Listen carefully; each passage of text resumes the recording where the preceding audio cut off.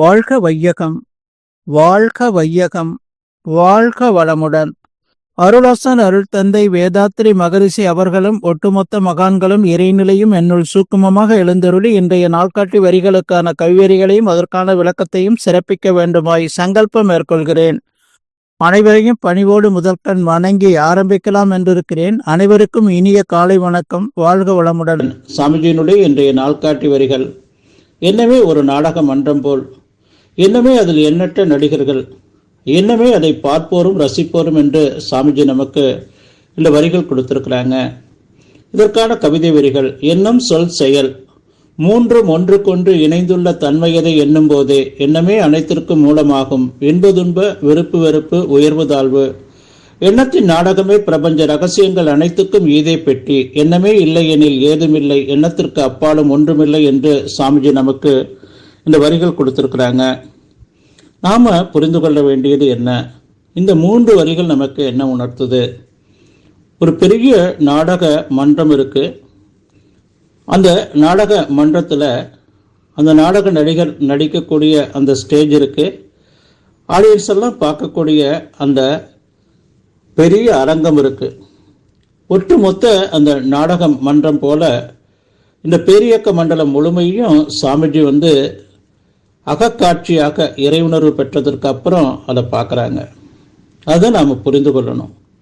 இந்த நாடக மன்றம் எப்படி காட்சிகள் மாறி மாறி காட்சிகள் வந்து கொண்டே இருக்கோ, அதே போல இந்த பேரியக்க மண்டலம் முழுமையும் இருக்கக்கூடிய ஒட்டுமொத்த சூரிய குடும்பங்களும் இந்த பேரியக்க மண்டலத்தில் இருக்கக்கூடிய அனைத்து உயிர்களுக்கும், ஜடப்பொருள்களிலிருந்து அனைத்து உயிர் பொருள்களுக்கும் எப்பவும் அந்த எனர்ஜி வந்து கொண்டே இருக்கு.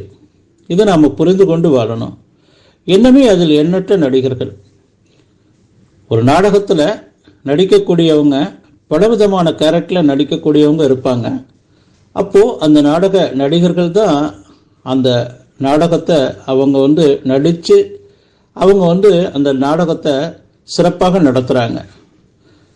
இந்த நாடக நடிகர்கள் போல இந்த பேரியக்க மண்டலம் முழுவதும் பாசிட்டிவான எண்ண அலைகள் இருக்கு, மகான்களுடைய எண்ண அலைகள் இருக்கு, அதற்கு புறம்பானவர்களுடைய எண்ண அலைகளும் இருக்கு.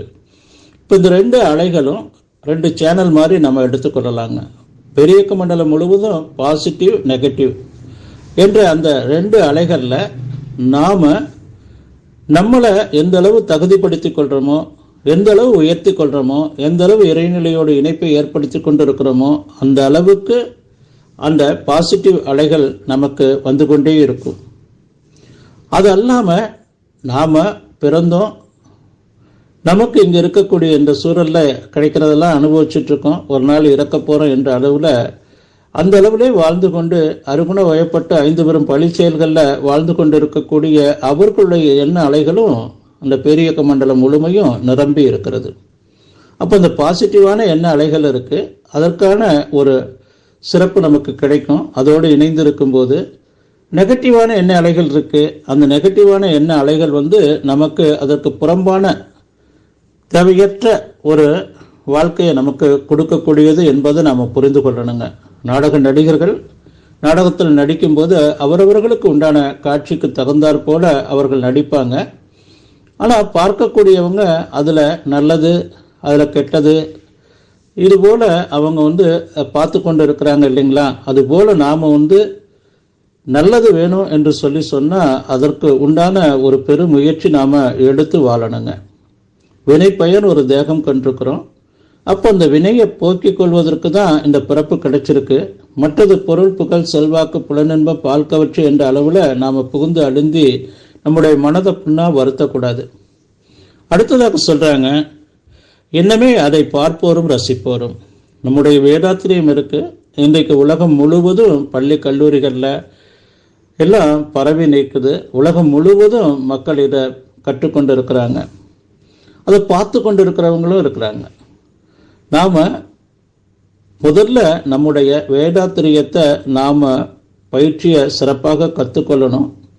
நாம் பயிற்சியை விரும்பணும். அந்த வேதாத்திரிய பயிற்சிகளை நாம் விரும்பும்போது பயிற்சி நம்மளை விரும்ப ஆரம்பிக்கும். அது 2வது ஸ்டேஜ். நல்லா புரிந்து கொள்ளணும். முதல் நாம் பயிற்சியை விரும்புகிறோம், பயிற்சி நம்மளை விரும்ப ஆரம்பிக்கும். பயிற்சியை விரும்ப ஆரம்பிக்கும். ரெண்டாவது ஸ்டேஜ் பயிற்சியை விரும்ப ஆரம்பிக்கும். பயிற்சி நம்மளை விரும்ப ஆரம்பிக்கிற அந்த ஸ்டேஜ் வரும்போது நாம் இந்த வேதாத்திரியத்தை முழுமையாக நாம் கடைபிடித்து வாழக்கூடிய அந்த ஒரு தெய்வீக நிலை நமக்கு ஏற்படும்.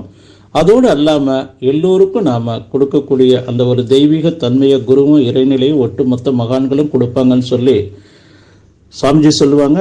நான்யார் தலைப்பில் பெரிய இயக்க மண்டலமாம் பிரபஞ்சம் என்னும் மேடையிலே அரிய உருவ அழகோடு ஆடுகின்றேன் நான் அவன் கதையா என்று. இதை புரிந்து கொண்டு வாழணுங்க. நன்றியோடு நிறைவு செய்து கொள்கிற இன்றைய சிந்தனையை வாழ்க வளமுடன், வாழ்க வளமுடன், வாழ்க